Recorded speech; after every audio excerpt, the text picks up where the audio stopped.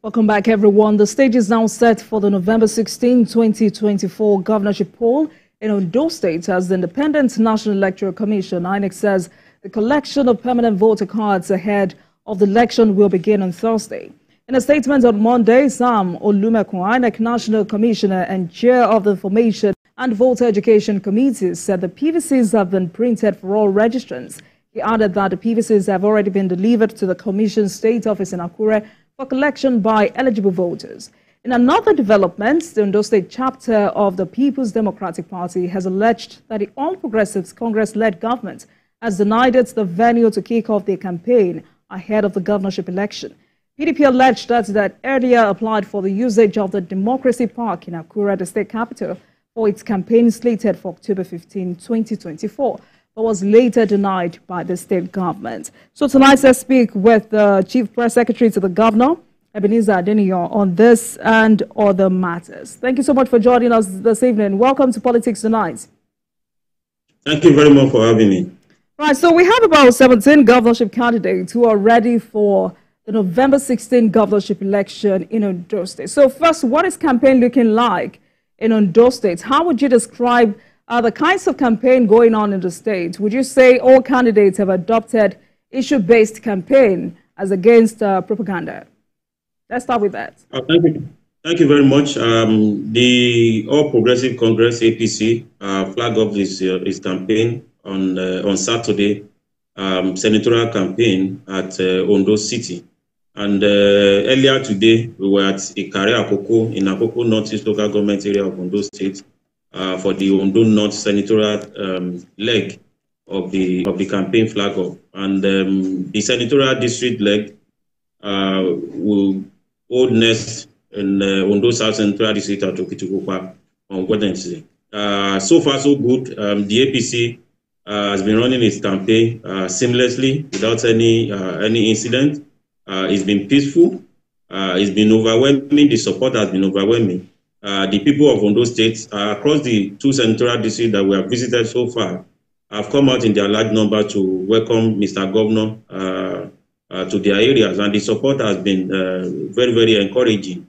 I know other political parties are also going out to talk to the people, and I'm confident that with the way things are going, the coming election in Ondo State will be very, very peaceful. Right. I wanted us to start off with that because the PDP had accused the APC of high-handedness and intimidation. PDP alleged that it had earlier applied for the usage of the park, that's the Democracy Park in Akure, the state capital, for its campaign slated for October 15, but was later denied by the state government. So talk to us about the true situation of things. Why should the APC deny the PDP of an open avenue like that?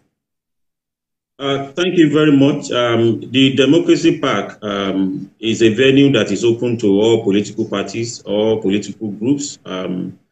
The state government does not deny any organization, whether political or otherwise, the use of the Democracy Park. And it's surprising that the PDP, the opposition party in the state, will continue to play politics because that is the only relevance they have. Is to cry foul at every turn. The truth of the matter is that the PDP applied for the use of the Democracy Park on Friday, which was the last working day of last week, and given a date of Tuesday for the use of the Democracy Park. And that was on the 11th of October. Meanwhile, another political group had applied for the same venue on the 9th, which was 48 hours before their own application came. And this was communicated to the PDP instantly on Friday, that venue had been booked by another political group to be used on that same day, Tuesday, I believe, which is tomorrow.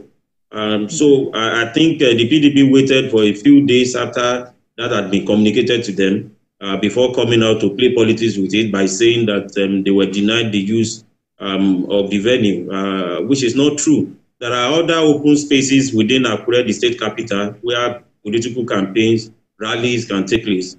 And when Mr. Governor declared his intention to run for the governorship of the state, he didn't use the Democracy Park. He used the House of Assembly arcade. It's an open area too that can be used for campaign. We have the stadium, we have the new stadium, we have the old stadium. We have other open areas within Akure. We have the Akure City Hall. There are other open areas within Akure that the PDP can make use of. And some of those areas are within the management of the Ondo State Ministry of Transport. But the PDP decided to play politics with its application for the democracy path.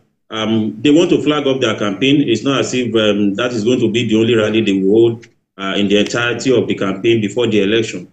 So if they had opted to change their date from Tuesday, which had been booked by another political group, their application would have been approved. But they insisted on that Tuesday, which had been booked by another group. Of course, you can't give approval to two different political organizations to hold rally at the same venue. So the option was given to them to pick another date other than that Tuesday, but they insisted on Tuesday. So they were not denied the use of the democracy party. All right.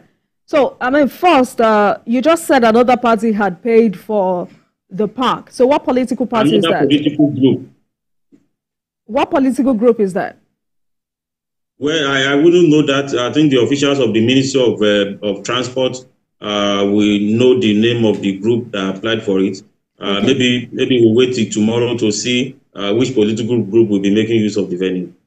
All right, because what you're saying now is different from a statement that had been released by the state governments, because you said that a political group had paid for the park. But what the statement released earlier is that the use of public facilities like Democracy Park is guided by established rules and regulations. So it means that the PDP did not follow these established rules and regulation.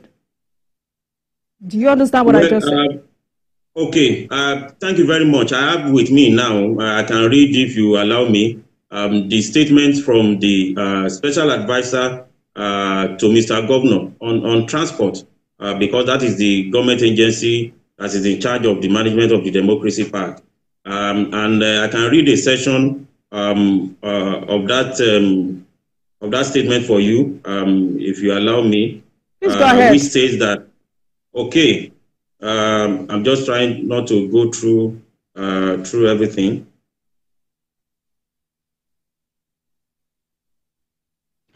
All right. Okay. This is the statement. The points were made there. The PDP submitted its application for the use of the Democracy Park only on Friday 11th October 2024, for their flag love campaign slated for Tuesday 15th October 2024, 3 days interval.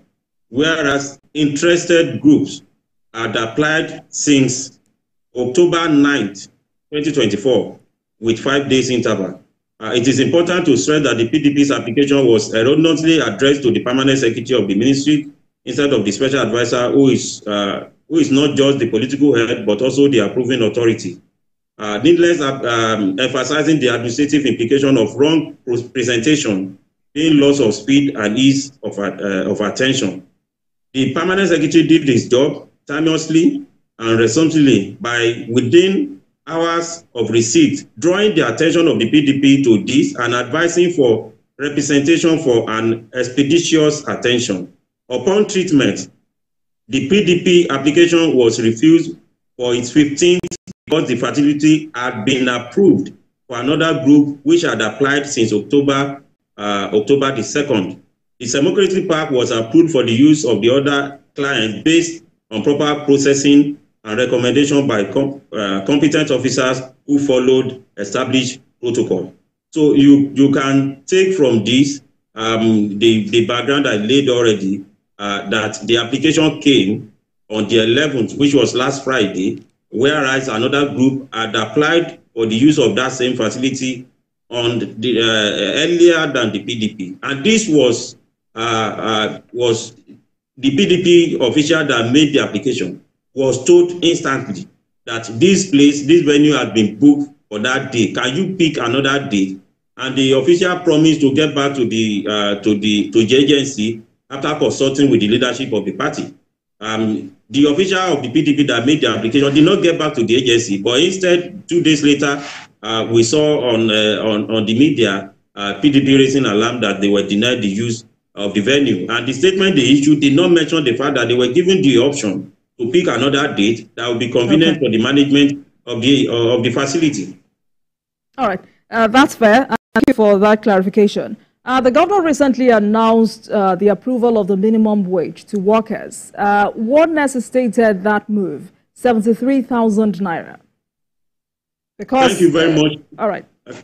Yes, thank you very much. When Mr. Governor came on board on December 27th, 2023, during his inaugural speech, he did mention that one of his major priorities would be the welfare of workers in Ondo State. And he started that within a week. In January this year, he settled the arrears of salary being owed by previous administration, particularly the PDP administration that ended in 2017, leaving behind 7 months unpaid salary arrears. The last month that was not paid, which was January of 2017, was paid by Governor Adeniyan in January of this year. And since then, Mr. Governor has been paying salary as at when due. And for the very first time in the history of Ondo State, salary is not being paid on or before the 25th of the month.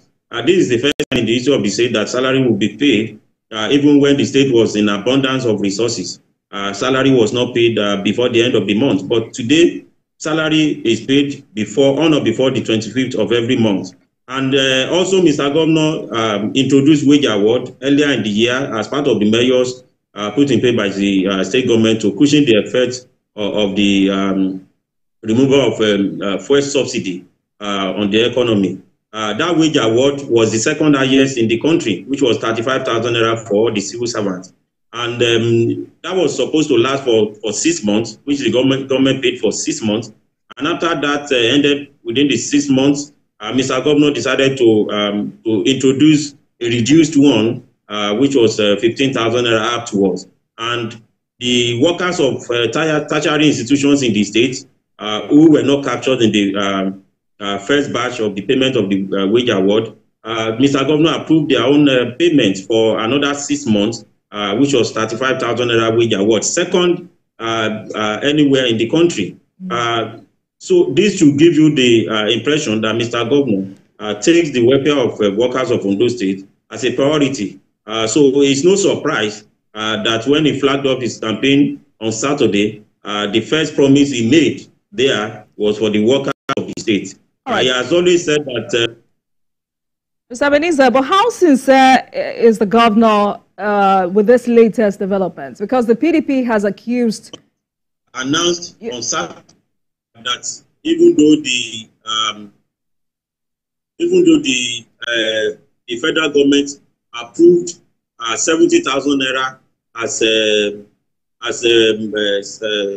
new minimum wage, the state government will be paying 73,000 naira, which is 3,000 naira more than the minimum wage approved by the federal government. First, this is commendable, but how sincere is the governor about this? Because the PDP has accused your principal of being dishonest. The party is alleging that the governor was insincere over that particular amount. PDP described the 73,000 naira minimum wage to the state civil servants as a mere Greek gift to cajole the workers to vote for him in the forthcoming poll. And thankfully you're here so we can hold you by your words, because one fair point by the PDP is that it should have increased the workers' salaries before this present time. So how sincere is the governor about this? Mr. Ebenezer, can you hear me? All right. Let's take a break, everyone. We'll be right back.